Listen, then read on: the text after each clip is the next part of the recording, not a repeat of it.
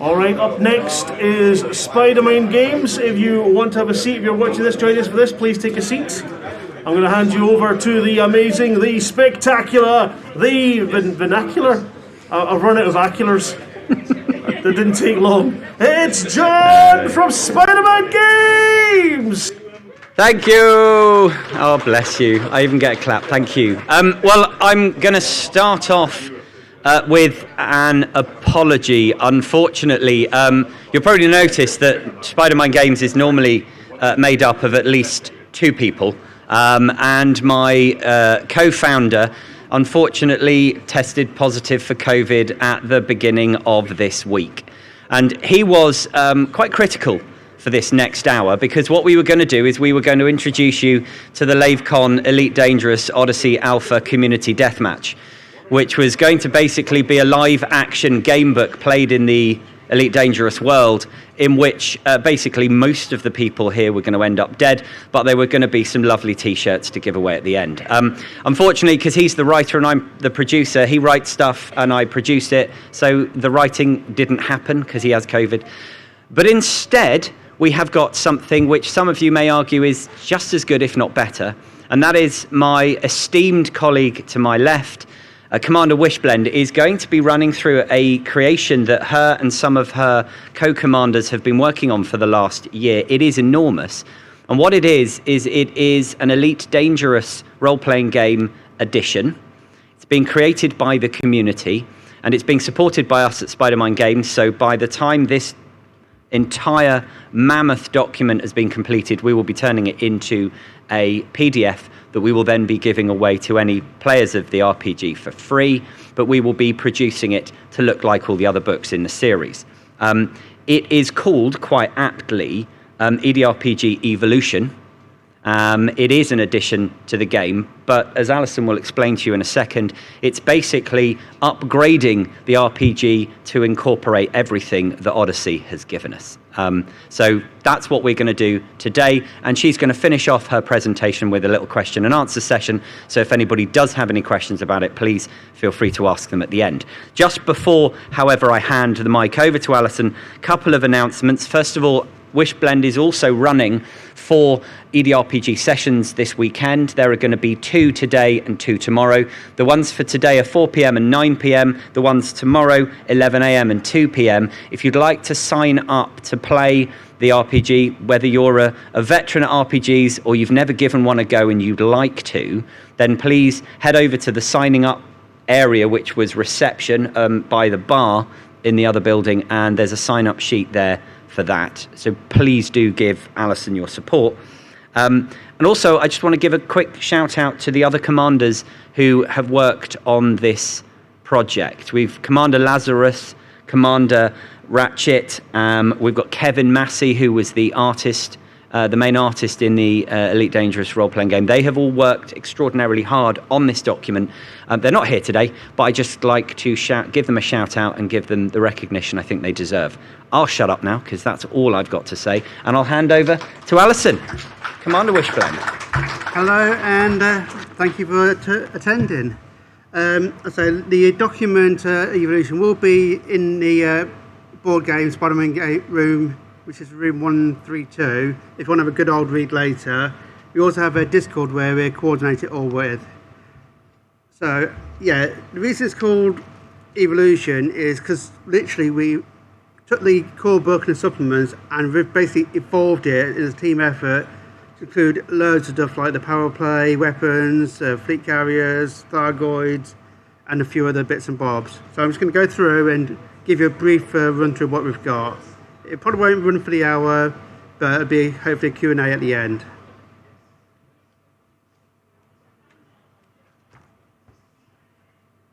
So, with like the core books,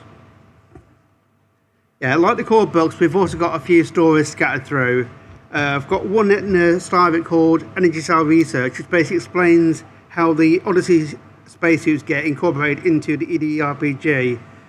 So we're also the Odyssey suits are slightly different to the core book spacesuits, where the core ones are just the normal flight suits, and you can fly along and everything.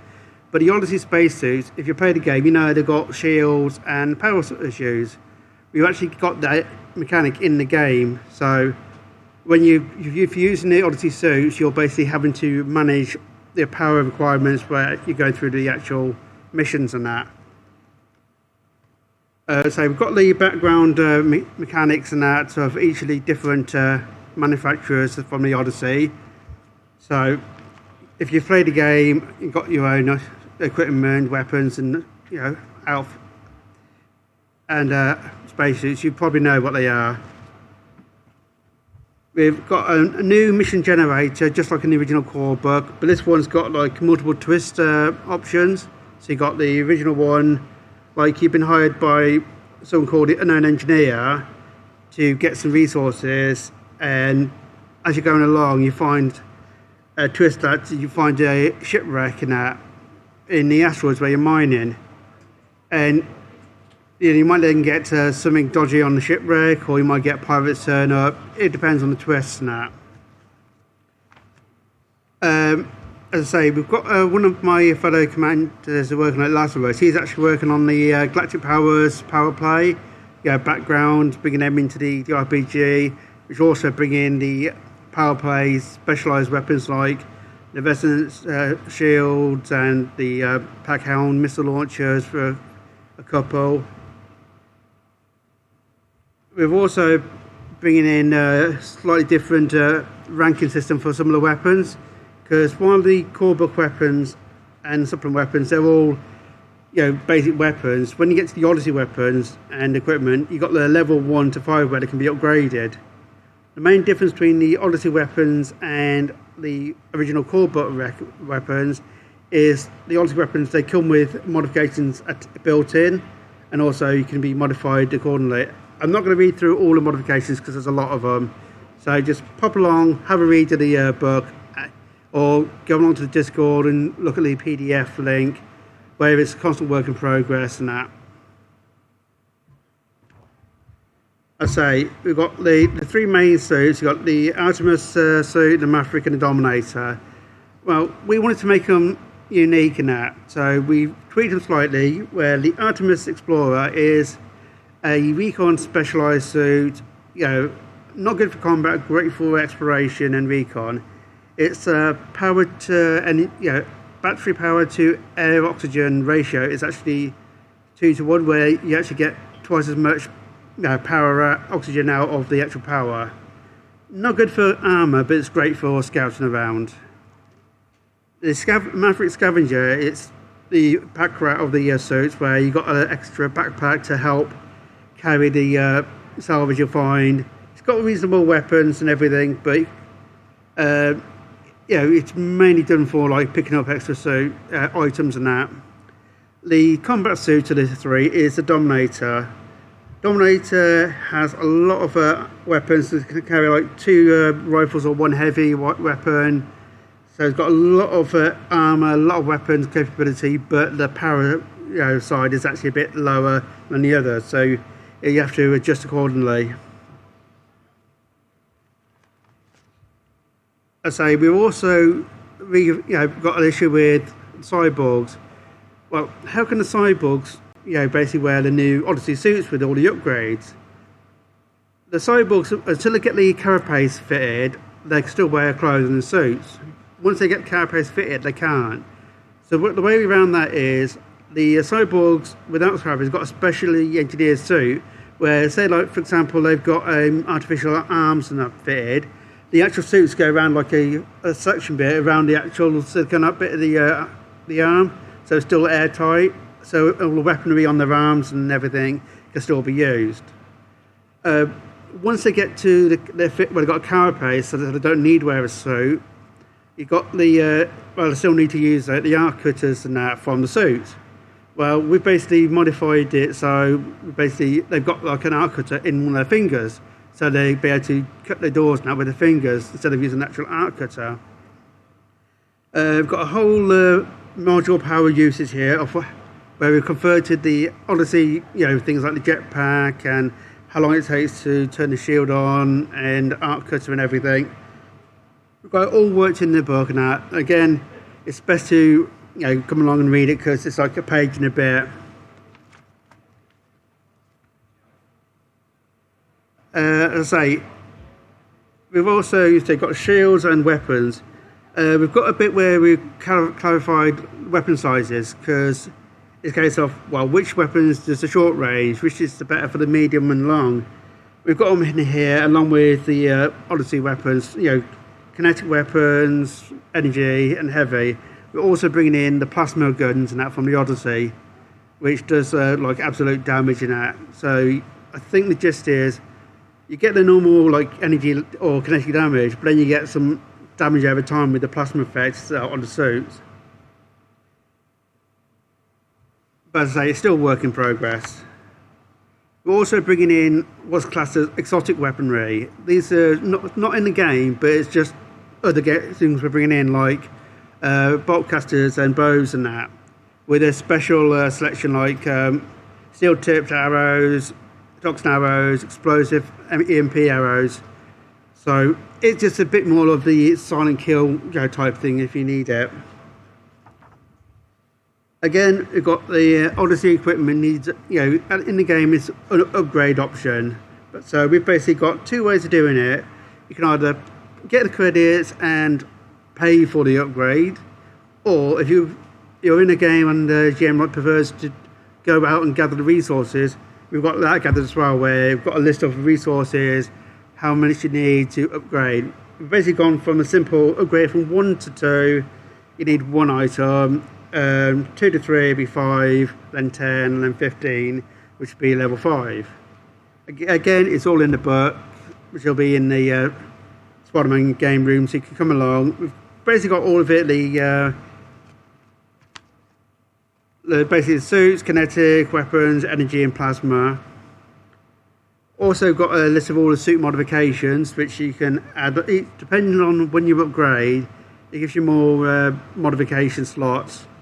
So again, there's loads of them, like from faster shield regen, damage resistance, multi-spectrum vision, so you can see electromagnetic wavelengths, ultraviolet, gamma, radio. So easy to find those people sneaking around. Again, got all the materials and weapons modifications. We've got a clarification for Cybernetics. So if any of yourself or anybody in your groups now plays as a cyborg in EDRPG, we basically got a simple rule where if they spent a karma point to, say, replace an arm or a leg, we're saying you don't need to spend another karma point to change the upgrade, like from level 1 to level 2 on the arm, or if you're putting like an integrated weapon into the arm, because you've already spent the karma point, you don't have to spend any more karma points to do the upgrade, but you still have to pay the cost to do the upgrade, that's in the money side of things.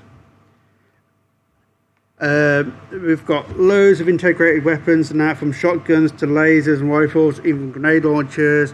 We're even bringing in a chameleon carapace, so you get the cyborg with a chameleon bit, a bit like the old Predator and that, from things where it blends into the background.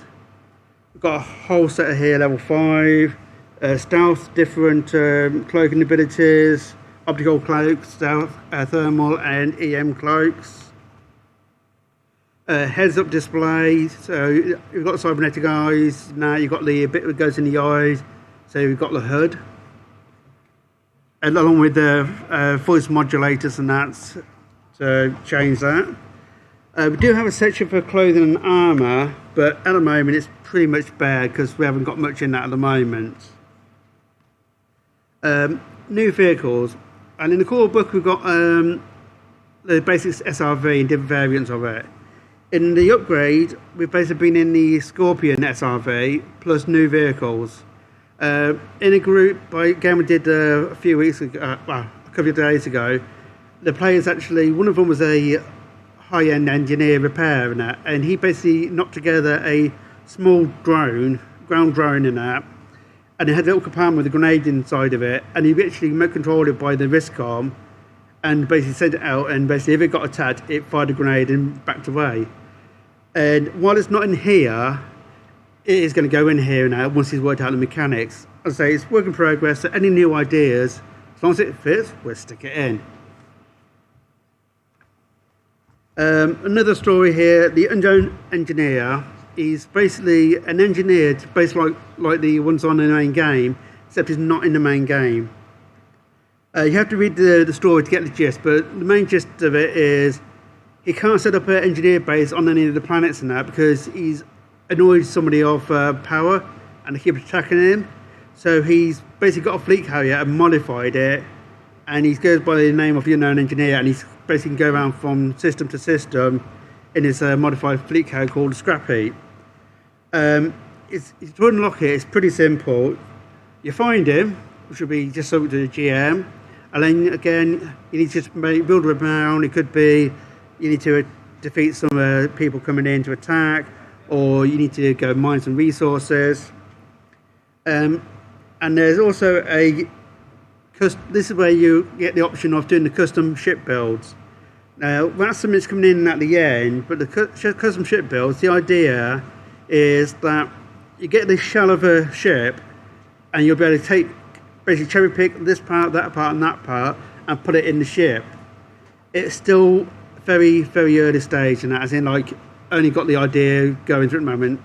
It's one of my other commanders now working on projects to be working on that, so I don't have the mechanics for it, but it is work in progress.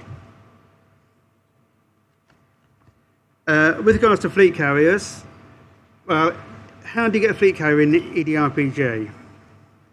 You can either do it the normal way by spending the 5 billion credits and buying a nice shiny new fleet carrier, or you can do it the other way. You can acquire a fleet carrier. I've got a 3-part story adventure. I've only got the first part done, which I'll be doing over this weekend. And the gist is, you go to a certain location and you acquire a clean fleet carrier ID, some heavy duty jump leads, and power regulators like from SRV. And once you get to like the second part of the story, you're going to basically just get onto like the main decommissioned station, disable the fleet carrier tracking, which is in the station, and sneak onto your so-called fleet carrier, dodging the roving patrols. Then you're going to put the power regulator into the fleet carrier, do the heavy jump leads from your ships to the power regulator, and jumpstart the fleet carrier, and then count down the time before you jumps out. And then in the third one, you basically need to replace the stolen ID chip with the clean one you picked up in the first adventure. And then by the time that one gets to about halfway through the third adventure, you're jumping into a new system with a shiny new fleet carrier with the clean ID. And then, of course, it's basically how do you do it. We've got the basic cost of it and how much the fuel it takes and everything. And with the fleet carrier modules, we've got slight different descriptions for it. We've got the main description from the Wikipedia pages and that, but some of them we've combined together, like the Universal Cartography and Vista Genomics. We've basically put them into one room, and because we put them in one room, we've reduced the weight level.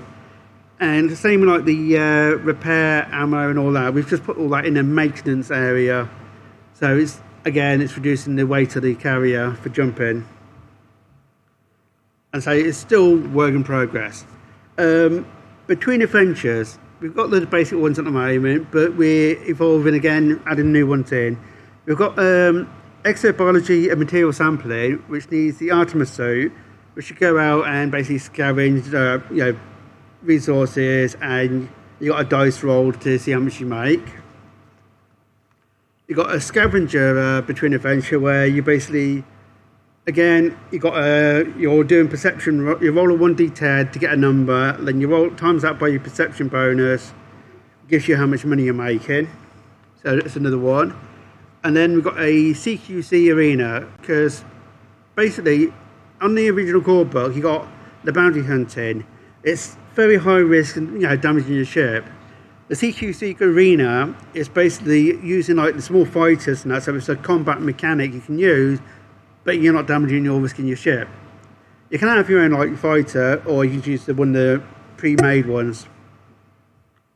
And as I say, there's sort of a prize part on that where people can actually bet on the things.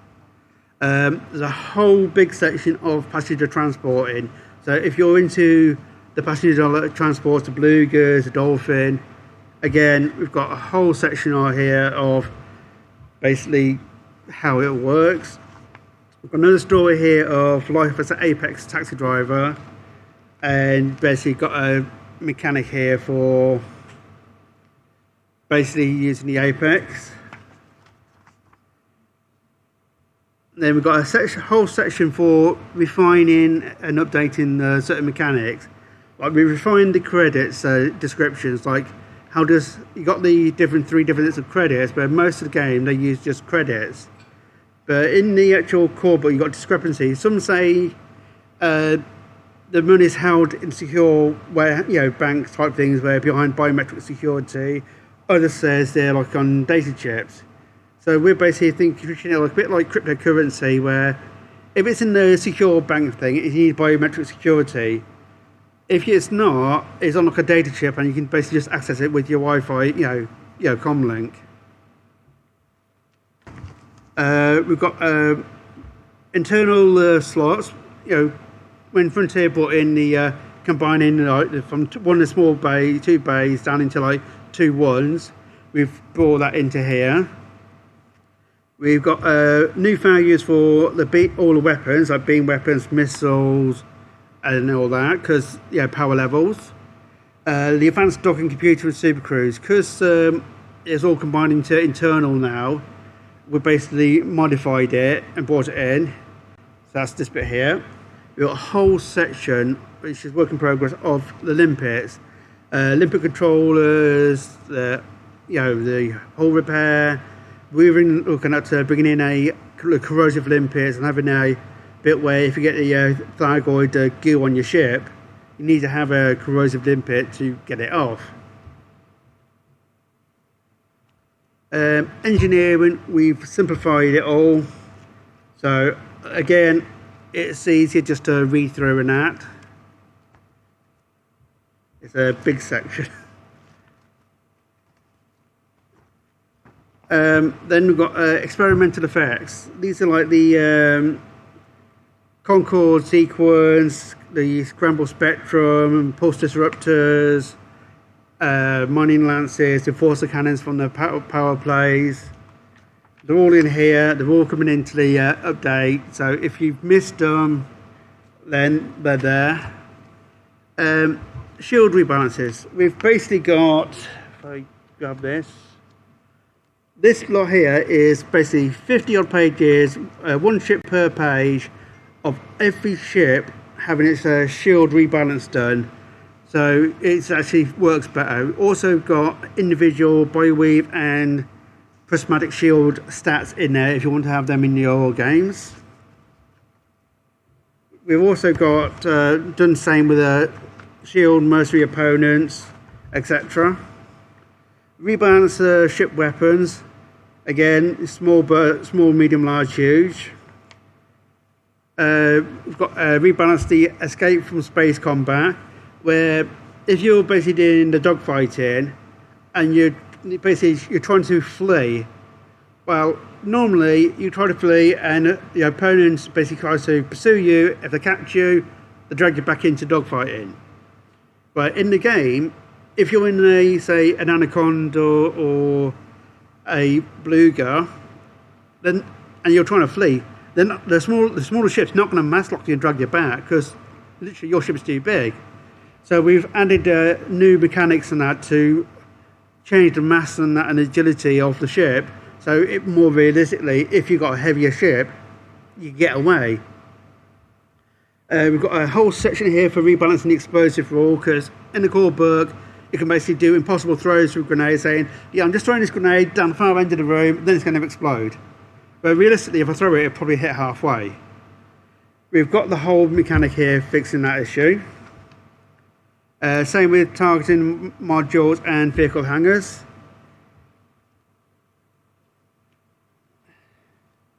We've got some new background and camera abilities. So we've got a sharpshooter, which is combat specialist, has like 2 choices. Demologist, which is basically grenades and heavy weapons. Gold skin is one of the from one of the books of people with all the gold skin. They've got a negative on -10 on stealth, but they've got +20 charm, and they've also got like a laser reflectivity bonus because of it being reflective. Got a comm specialist, which uses a modified common device to call down a orbital strike. Yes, we have orbital strikes in the game. So if you've got any other ideas, please just let us know. Got camera abilities. We've got Adrenaline Junkie. He's the I need to go through. I'll just grab this bit of metal off the side, this door, and turn it into a impromptu shield and just charge the enemy. I mean, it's also fun when you get the sticky grenades on the front of the actual shield. Karma ability, Hand of God, which is corresponding to the comm specialist, but it can't be paired up. Where you literally just raise your hand and you call down a orbital strike. The androids now in the game. Well, we thought we'd just bring in an option to play it as an android, a bit like the cyborg, but it's with a synthetic body. And for those who said, well, you can't have AIs in that in the game because they're the rogue guys. The android system works where the player actually transfers their consciousness into the android synthetic mind. So it's not an AI controlling the android body, it's the player controlling the android body. Get advantages for it, but also because androids are social out there, if you're discovered as an android, you get all the hostility issue would normally. Again, we've got further changes to the Cybernetics system, prostheses, where basically if you lose your arm and leg, well, they can grow the leg back, or they can just get a replacement thing. If you've already replaced your cybernetic arm and it gets blown off, then you just get another arm and just put it back on. There's a whole new section for critical hit and limb damage. Like, you got a person with like 50 health or whatever, but if they've got no armor on and you basically get a point sniper shot into the head, and it's pretty much game over because you've killed them. If you basically get critical organs, arms, hands, legs, it's all in here and that, so giving you the option to add that into it. Again, we've got the Arena Cqc Combat, where the Between Adventures a simple 5-minute thing, where you can do Between Adventures.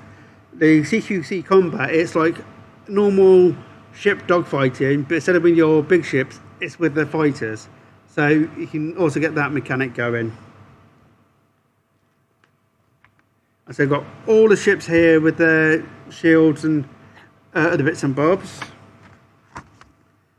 Orbital Strike, it's basically 2 whole pages of it. So you can basically have a read through. It's basically, you're calling an orbital strike now. It's like you've got either an NPC or other player like an orbit. They come down to low orbit and they're dropping a weapon on the ground, be it a large cannon, medium rail gun, huge plasma accelerator, which is called Zeus.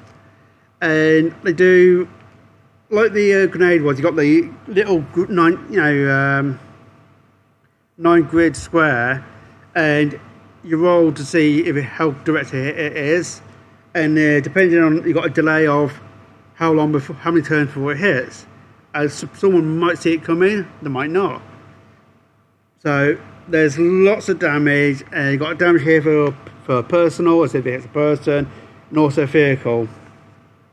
You got kinetic, explosive, and then when you get to the plasma side, it's pretty much just absolute damage. If it's a weapons engineered, because it's coming from a ship, could have an engineered weapon, you have to adjust the damage accordingly. Again, if you want to have a good old read of it, The book will be in the Spiderman game board thing.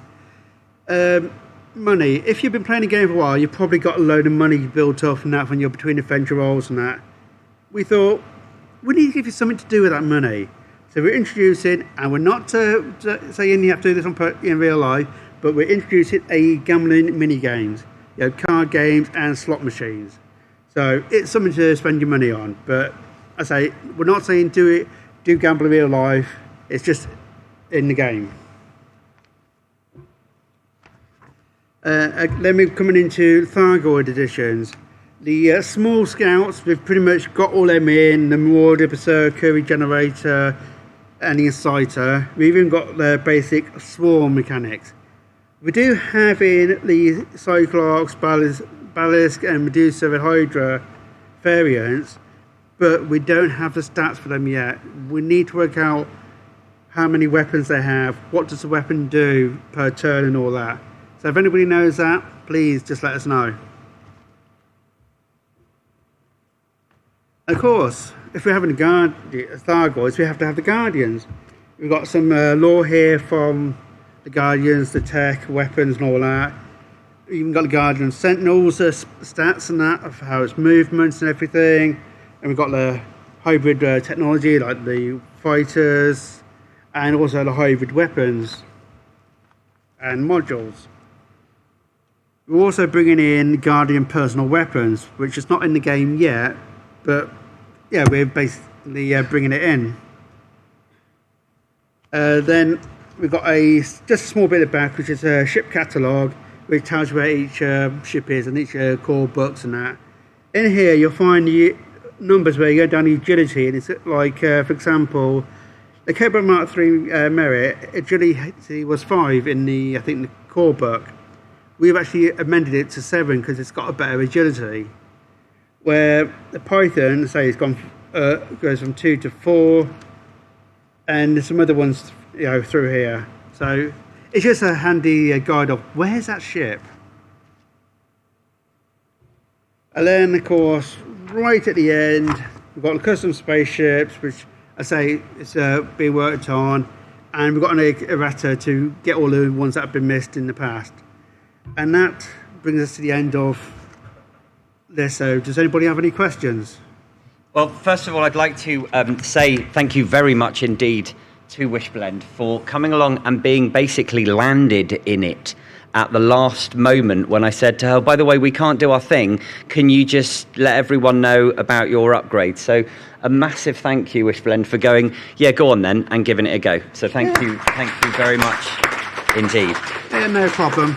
It's, as you've probably realised, it's a phenomenal amount of work. I love the word rebalancing. It's basically, Jon and Oliver, your game's all right, but it's a bit of shit, and we've made it much better. But they absolutely have, and so do come over to the our little room round the corner to have a look at it, and also ask questions.